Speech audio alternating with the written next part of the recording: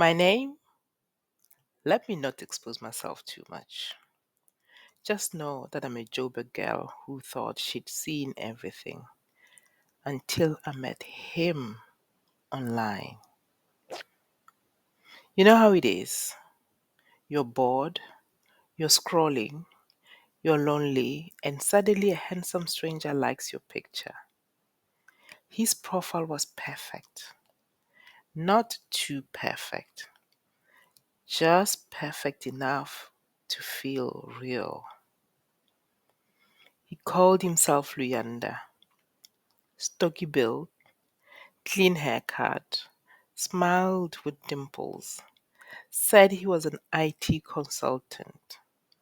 You know the type: laptop bag, remote work, the ones who always seem to be on a call, but you never really know who with.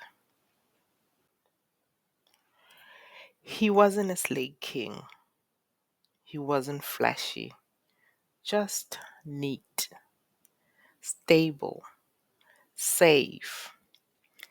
I should have known that safe is sometimes the first red flag.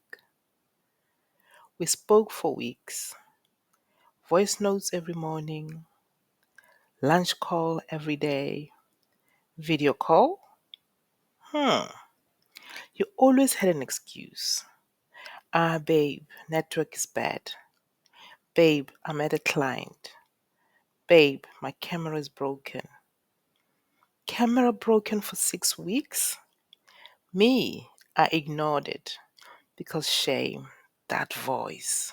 Oof, it melted me.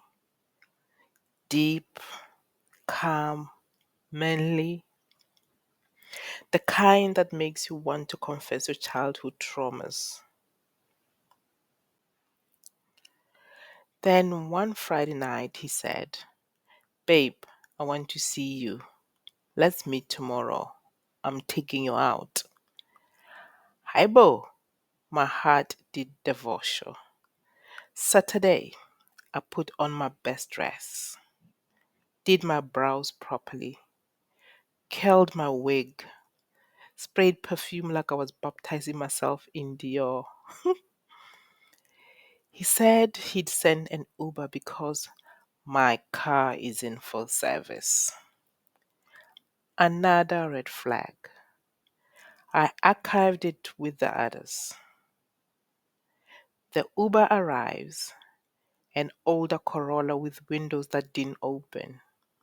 But shame, I told myself, at least he's thoughtful. He sent a ride. The drive was long, too long. We were not going to Sandton or Rosebank or anywhere I knew. We were going near Ekurhuleni, industrial areas, warehouses, places where even Google Maps loses confidence. But the driver kept saying, don't worry, Sissy. The guy who booked the trip, very good guy. He sends Ubers all the time. That should have been red flag number 7. We finally stopped outside a townhouse complex. Not bad, not expensive, just okay. I texted him, I'm here. He said he'd meet me at the gate. So I waited and waited and waited. Then suddenly a guy waved at me. But listen, this was not the man in the pictures. The pictures showed me a man built like he enjoys the gym. This one, he looked like he enjoyed Magnum ice creams and weekend buffets. The pictures showed flawless skin. This one had a beard that looked like it hadn't made a decision. The pictures showed dimples. This one, no dimples, just disappointment. But shame, I'm polite. I smiled. He hugged me tightly and whispered, "You are even more beautiful in person." Ish. We walked to his place. Inside, it smelled like old takeaways and boy child neglect. Clothes everywhere, half empty energy drinks, a broken ring light in the corner. Ring light? Hi, boo. He said, "Sit down, babe. I made us pasta." The pasta tasted like sadness and expired cheese. We spoke a bit, and by spoke, I mean he talked about himself until my ears begged for mercy. Then came the big reveal. His phone lit up. A message popped up. "Baby, please, when are you coming home?" With a red heart. I said, "Who's that?" And he said, "Ah, no, that's my cousin." Cousin? Calling you baby? What is this? Eastern Cape? I stood up. I said, "I need to go home." Then he said something that made my stomach drop. "But babe, you promised. Can I borrow 1,500 rand? I'll pay you back at the end of the month." You?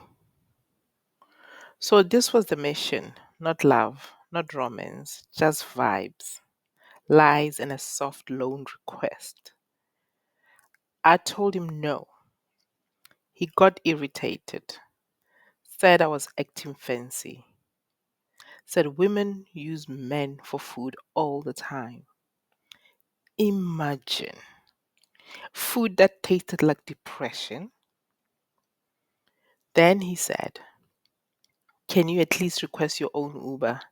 Mine isn't working." Of course it wasn't. And that is how I, a whole working woman with a degree and dignity, walked out of a stranger's townhouse at 10 p.m., clutching my bag like a Bible, praying that Uber didn't cancel. I got home safe, blocked him everywhere, deleted my dating profile. 3 months later, I saw his pictures again. Same photos, same captions, but a different name.